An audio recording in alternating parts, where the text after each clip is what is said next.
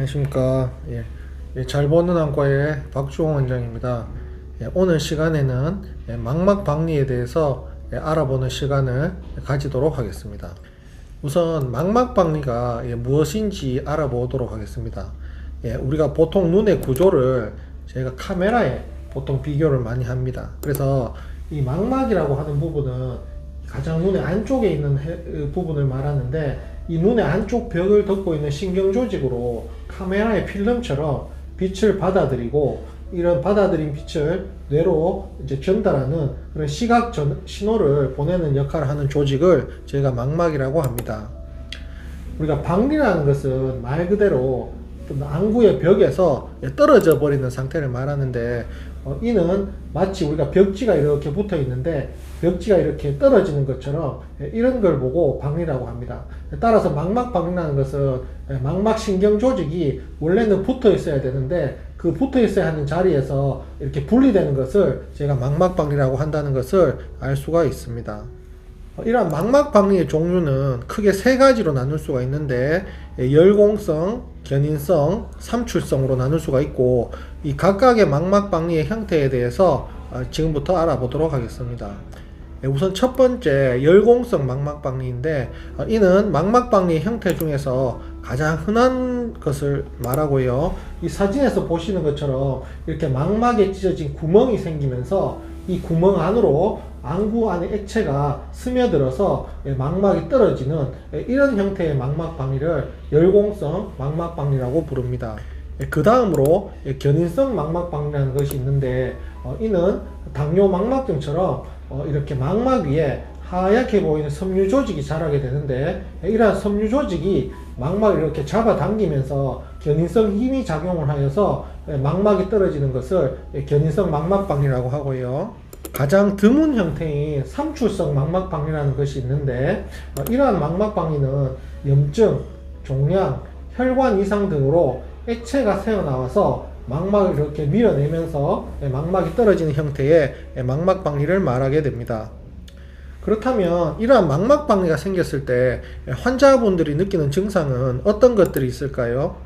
보통 환자분들이 이야기하시기에 갑자기 무언가 번쩍번쩍거리는 것이 생긴다, 광시증이 생긴다, 혹은 눈에 점이나 실타래 같은 뭔가 떠다니는 것들이 보인다, 비문증이 보인다, 이렇게 이야기하시는 분들도 계시고, 뭔가 커튼이 가리는 것처럼 시야가 이렇게 가려 보이거나 어둡게 보이는 이런 다양한 증상을 환자분들이 보통 이야기합니다. 그래서 이런 망막박리가 이제 발생하였을 때 그 치료로는 우선 레이저 치료에 대해서 알아보면, 이 망막박리가 이제 심하지 않고 이렇게 국소적으로 발생을 했을 때 우선 외래에서 할 수 있는 치료로 이 망막이 떨어진 부분을 레이저로 이렇게 돌립니다. 돌려서 이런 방벽을 만들어서 망막박리가 더 이상 떨어지지 않도록 해주는 치료가 있을 수가 있겠고, 망막박리가 심하거나 이렇게 방벽 레이저를 했는데도 불구하고 망막박리가 진행할 경우에는 제가 수술이 필요할 수가 있는데, 수술 방법으로는 이제 공막 돌륨술이나 보통 유리체 절제술을 시행하게 되는데요.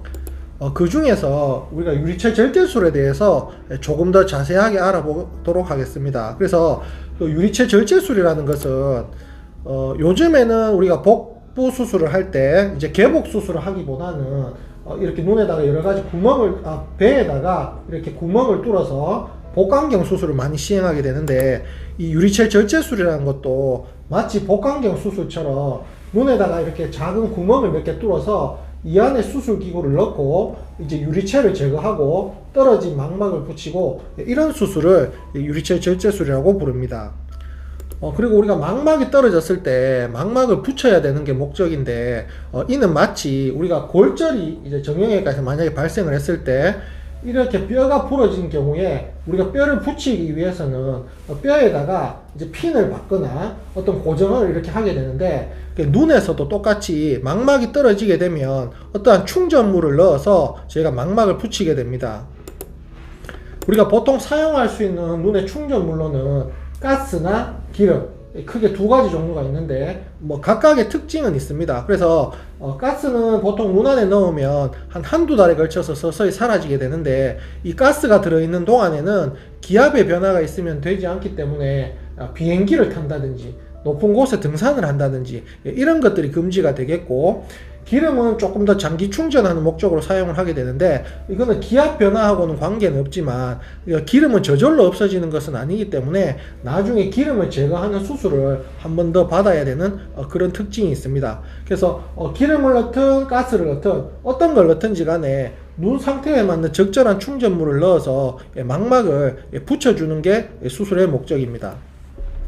그리고 제가 가스나 기름을 눈 안에 넣게 된다면 가스도 그렇고 기름도 그렇고 물보다 가벼운 성질을 갖고 있기 때문에 위로 뜨는 성질이 있습니다. 그래서 보통 망막박리 수술하고 나서 환자들한테 엎드리라고 하는 경우가 많은데, 이는 눈이 아래쪽으로 향해야 이런 부력에 의해서 가스나 기름이 위로 떠서 망막을 붙이는 그런 효과를 최대한으로 얻을 수 있기 때문에 그렇습니다. 지금까지 내용을 한 번 더 정리하자면, 망막박리는 안과적으로 실명될 수 있는 응급질환 중 하나이기 때문에 응급수술이 필요한 경우도 있습니다. 따라서 지내시다가 광시증이라든지 비문증이 증가한다든지 어떤 커팅 현상이 발생하면 안과를 내원하여서 혹시나 망막박리가 있는지 확인이 필요하다고 하겠습니다. 지금까지 경청해 주셔서 감사합니다.